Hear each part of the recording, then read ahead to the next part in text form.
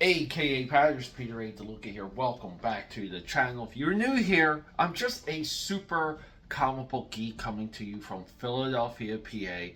This is my obsessive hobby. Welcome to it. But guys, if you like anything you see, subscribe, support, leave a comment. Yes, I do apologize. I am way behind on comments. I will get to them. But hey, it's Wildstorm Wednesday. We're doing the show update. And why are we doing the show update? Pretty much like in the smack middle of a Gen 13 run. It's because, and I just did this for Top Cal Tuesday, I'm lost in the sauce a little bit.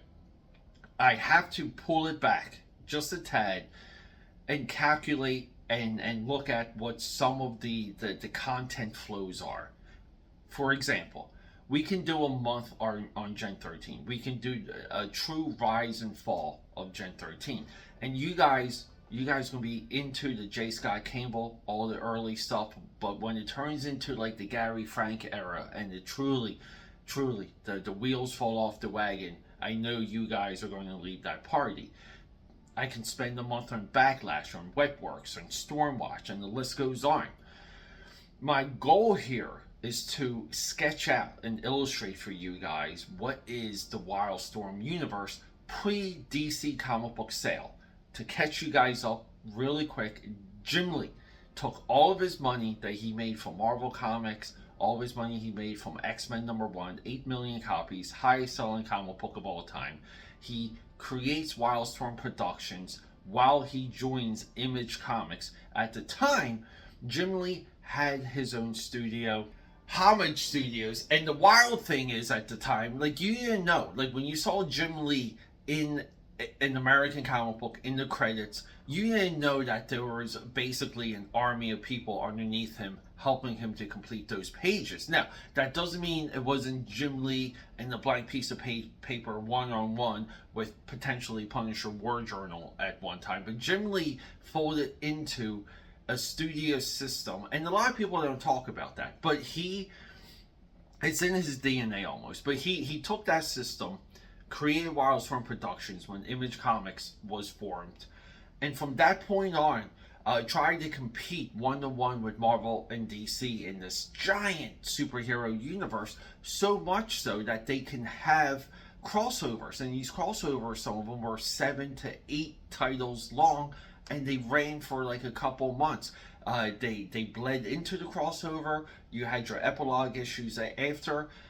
Very nicely done stuff.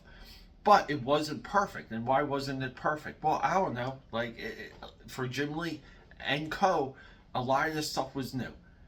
It was a lot of money. It was a lot of attention. You get that popular, you're almost like doing more press and appearances than you are drawing, so on and so forth. So a lot of the Wildstorm Wednesday is to document this, what I view as like a golden era in American comics. But I get lost in the sauce. Another example. I've been wanting to get into some of the outside publications for Wildstorm Productions, interviews, art books, features in magazines, even the trading cards. And Wildstorm Wednesday, if you go back on this channel, started with the trading cards. So, AKAPADers, Wildstorm Wednesday started with 0 comics. I had maybe a little stack. It's now up to a big box of the trading cards. It's now up to a box of the action figures. It's up to a good stack of interviews and Jim Lee goodness all over. And it's also up to 6 short boxes.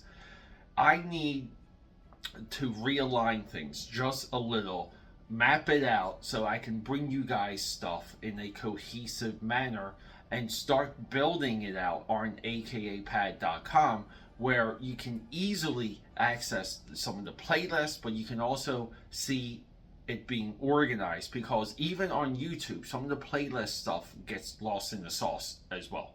I guess take a shot every time I say lost in the sauce this episode. So bear with me, AKAPADers. Big apologies. No Wildstorm comic books today for Wildstorm Wednesday. Rock and roll. I love you.